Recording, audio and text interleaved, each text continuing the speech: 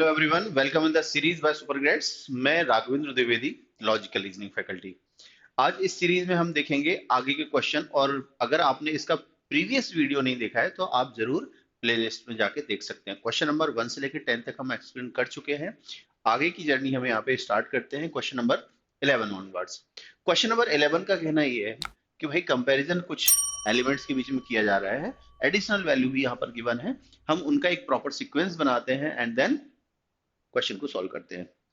अगर आप इस चैनल पर नए हैं तो इस चैनल को सब्सक्राइब कर लेना और वीडियो को लाइक कर देना। फ्रेंड्स के साथ शेयर भी कर सकते हैं, पुण्य का काम है, उनको भी कहीं ना कहीं एक हेल्प मिलेगी। इन सभी क्वेश्चंस को वो देख सकते हैं। देखिएगा 5 पर्सन है, आई टू एम, है ना। ये डिफरेंट स्पीड से टाइप कर रहे हैं, तो यहाँ एक की स्पीड दूसरे से कंपैरिजन करी जा रही है। कहा जा रहा है I type faster than L, I की स्पीड एल से ज्यादा है but slower than J, I is slower than J. आगे क्या बोल रहे हैं, M type slower than L, M का एल से स्पीड कम हो गया but is not the slowest. M L से स्लो है बस स्लोएस्ट नहीं है, मतलब यहाँ पे कोई और आने वाला है जो स्लोएस्ट पोजीशन को होल्ड करेगा। तो इन 5 पर्सन में स्लोएस्ट कौन हो सकता है भाई, आई जे के यहाँ पर बचा हुआ है, तो के स्लोएस्ट हो जाएगा इस हिसाब से।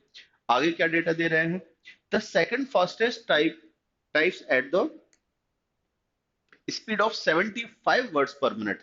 किसकी बात कर रहे हैं, सेकंड फास्टेस्ट। इन 5 में ये फास्टेस्ट होगा, ये सेकंड फास्टेस्ट होगा। ये 75 वर्ड्स पर मिनट टाइप कर पा रहा है।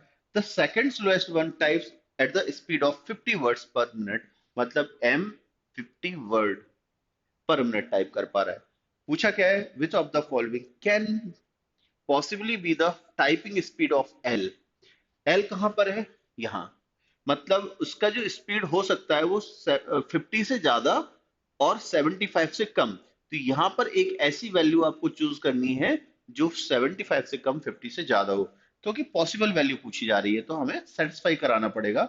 ओबवियस है 77 यहां से ज्यादा होगा, वो नहीं हो पाएगा। 60 वर्ड जो है इन दोनों के बीच में सेटिस्फाई कर सकता है, यही होगा। 30 और 45 ओबवियस इससे लेस रहेगा, वो आंसर नहीं होगा। So this is the comparison based question. Frequently इस टाइप के क्वेश्चंस एग्जाम्स में आते हैं। नेक्स्ट क्वेश्चन 12 नंबर का क्वेश्चन, यहाँ पर डाइस से रिलेटेड पूछा जा रहा है। अब आप देखें डाइस में क्या है, टू पोजीशंस गिवन है ऑफ द सेम डाइस, और इसमें बोला जा रहा है in the following questions dice has 6 faces, जो कि हमें विजिबल है, और 6 फेसेस पे मार्क है ये different symbols. Two positions of the same cube are given, if face जिसपे क्वेश्चन मार्क मार्क है is on the top, then which face will be at the bottom. सीधी सी बात है कि जहां पर क्वेश्चन मार्क है इसके अपोजिट में क्या होगा वो पूछा जा रहा है ना। तो इसके लिए हम आपको ट्रिक बताए थे कहीं ना कहीं, कि 2 ट्रिक होते हैं। हमें ये देखना होता है इस दोनों पोजीशन में, ये सेम डाइस है, इन दोनों ही पोजीशन में कॉमन एलिमेंट्स का काउंट कितना है, 1 है या इससे ज्यादा है। तो यहाँ पर हमने देखा कि हैशटैग जो है यहाँ दोनों जगह कॉमन आ रहा है, इसके अलावा सब एलिमेंट्स अलग है। तो अगर कॉमन एलिमेंट एक ही है दोनों पोजीशंस में, तो हम क्लॉकवाइज इनको रीड करेंगे। मार्क करें क्या हो रहा है, हैशटैग, देन क्या है प्लस, देन क्या आया एंड। सेकंड वाले में भी यही करना है, जो कॉमन एलिमेंट हैशटैग था उससे क्लॉकवाइज रीड करो रिमेनिंग एलिमेंट्स को। तो हैशटैग के नीचे हैशटैग लिख दीजिएगा, फिर डॉलर और इक्वल, यहां पर आएगा डॉलर और यहां पर आएगा इक्वल। तो ये जो आमने सामने आने वाले एलिमेंट्स हैं, these are basically opposite of each other.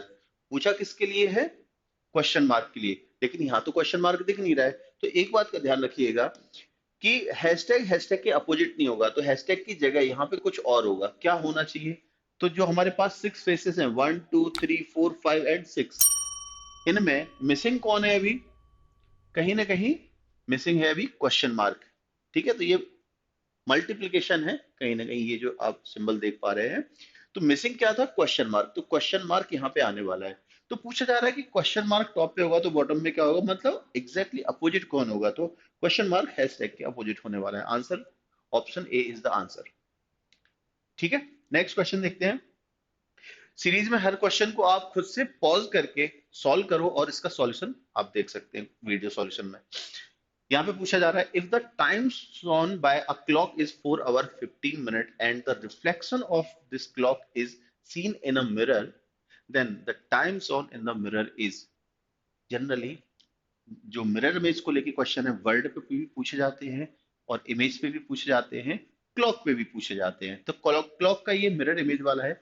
ऐसे क्वेश्चन को सॉल्व करने की ट्रिक्स भी होती है। मैं थोड़ा सा आपको ज्यादा डिटेल में इसको एक्सप्लेन करने की कोशिश कर रहा हूँ। 4:15 का टाइम अगर एक्चुअली शो करे, है ना, तो 4:15 शो कैसे होगा? This is 12, this is 6, this is 9, this is 3। इनके बीच में अगर देखा जाए तो ये 1 2 3 हो गया, ये 4 5 6 हो गया, 7 8 9 हो गया, 10 11। ये पूरी क्लॉक का सीन है। अब इन्होंने जो टाइम शो करने की बात करी है 4 hour 15 minute, ये एक्चुअली दिखेगा कैसे? तो 15 मिनट मतलब मिनट हैंड एग्जैक्टली 3 को पॉइंट करेगा, ये हो गया मिनट हैंड। और आवर हैंड कहां करेगा? 4 से थोड़ा सा आगे की ओर, ये आवर हैंड हो गया, है ना। इसको थोड़ा सा मैं होल्ड कर दे रहा हूं सो दैट आपको विजिबिलिटी क्लियर मिले। ठीक है, तो ये हो गया आपका आवर हैंड और ये हो गया मिनट हैंड। तो ये हो गया 4:15 का टाइम, इसमें अभी जो शो हो रहा है 4:15 का टाइम है।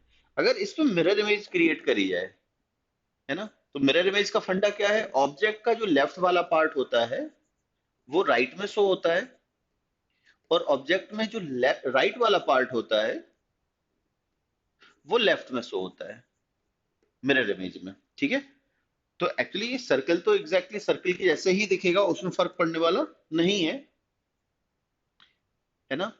बाकी के डायल जो है वो कुछ ऐसे ही दिखेंगे, इसमें भी कोई बहुत फर्क पड़ने वाला नहीं है क्योंकि ये पूरा सिमेट्रिकल रहता है सर्कल में। अब ये जो मिनट हैंड है जो यहाँ पर 3 को पॉइंट कर रहा है, ये मिनट हैंड कैसे रिफ्लेक्ट होगा? मिडिल से ये जो पार्ट राइट में जा रहा है वो पार्ट लेफ्ट में जाएगा, तो ये इधर को रिफ्लेक्ट करेगा। और इसको आप जानते हो कि 45 मिनट को अब ये दिखाने लगा है।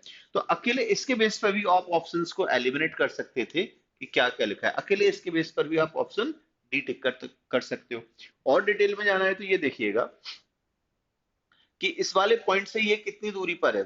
तो एक 5 मिनट का स्पेस छोड़ के अगले उसमें एंट्री कर गया, तो इसके रिफ्लेक्शन में ये 5 मिनट का स्पेस छोड़ के यहां तक रहेगा, मतलब यहां कहीं वो शो करने वाला है अवर हैंड। अवर हैंड शो करेगा तो ये क्या हो गया? ये 6 7 8, 8 से पहले रहेगा तो 7 समथिंग होगा, तो 7:45, है ना। तो इसका जो टाइम दिख रहा है 7:45 का शो होगा। तो ये आंसर इस तरह से आप दे सकते हो। तो ये मैंने बेसिक आपको बताया। नेक्स्ट अगर जाए तो क्या है, ये ब्लड रिलेशन का क्वेश्चन है। इसमें इन्होंने क्या है कि जो कोड दे रखे हैं वो थोड़े से ऑर्डर चेंज करके भी दे रखे हैं। Q R first second element में दे रखा है, बट यहाँ पर क्यू आर को आर के रेफरेंस में कोड कर रखा है, बाकी सिमिलर है। क्वेश्चन में डिमांड क्या कर रहे हैं? ये बोल रहे हैं कि इस पर्टिकुलर एक्सप्रेशन में मुझे ये बताना है कि एस आर से कैसे रिलेटेड है। तो एस का आर से रिलेशन पता करने के लिए हमें बेसिकली इतने वाले पार्ट की नीड है। हम जाएंगे आर क्रॉस पी को चेक करेंगे, तो यहां पर फर्स्ट और सेकंड एलिमेंट मींस हस्बैंड, मतलब मल्टीप्लिकेशन का मतलब क्या है? हस्बैंड। तो यहाँ फर्स्ट एलिमेंट मतलब R is husband of second element, तो R is husband of P, मतलब P is wife of R. ठीक है, अब देखा हमने कि पी का एस से रिलेशन क्या होगा? माइनस में है, माइनस, तो फर्स्ट सेकंड के ऑर्डर में ही दे रखा है ना। तो पी माइनस एस का मतलब है सिस्टर, मतलब first element P is sister of second element. Q minus R means Q is sister of R, तो P minus S means P is sister of S। तो S कहाँ हो जाएगा? यहां पर। अब S का जेंडर पता करना है, क्यों? क्योंकि पूछा जा रहा है how is S related to R। Question S के लिए पूछा जा रहा है, तो S का जेंडर क्लियर होना जरूरी है। अब यहाँ पर S का कैसे जेंडर क्लियर हो? तो S का T से हमें कनेक्शन चेक करना पड़ेगा। S डिवाइड बाय T, तो इसका रिलेशन क्या है?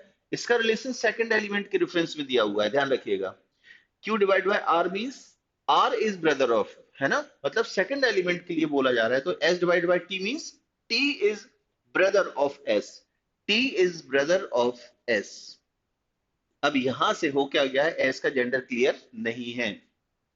ठीक है, और क्वेश्चन किसके लिए, एस आर से कैसे रिलेटेड है, तो आर का एस से रिलेशन क्या होगा, अगर ये मेल है तो ये ब्रदर इन लॉ होगा, अगर ये फीमेल है तो ये सिस्टर इन लॉ होगी. So we are not sure. Answer should be can not be determined because the gender of S is not clear.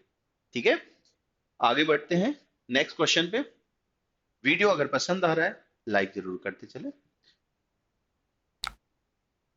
Analogy का क्वेश्चन है. एनोलॉजी और क्लासिफिकेशन जनरली पूछे जाते हैं. क्लासिफिकेशन का मतलब ऑड वन आउट, और ये आपके कहीं ना कहीं जो जनरल अप्रोच है उससे सॉल्व हो जाते हैं. यहाँ पर जैसे अल्फाबेट का रिलेशन गिवन है, अब आप चेक करें के का रिलेशन इनमें से कहीं ना कहीं आप एल से रिलेट कर सकते हो. के एल है ना नेक्स्ट लेटर, एन ओ ये भी नेक्स्ट लेटर है, तो काफी इजी क्वेश्चन है. क्यू आर नेक्स्ट लेटर है, टी और यू नेक्स्ट लेटर है, तो यहां पर भी वही रहेगा कि ए का नेक्स्ट लेटर कौन आएगा, बी.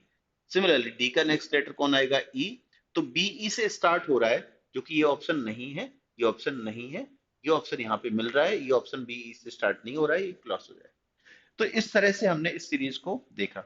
आज इस सीरीज में इतना ही. बने रहिएगा वीडियो के साथ में, हम नेक्स्ट सीरीज में आगे पढ़ेंगे. Take care, bye bye.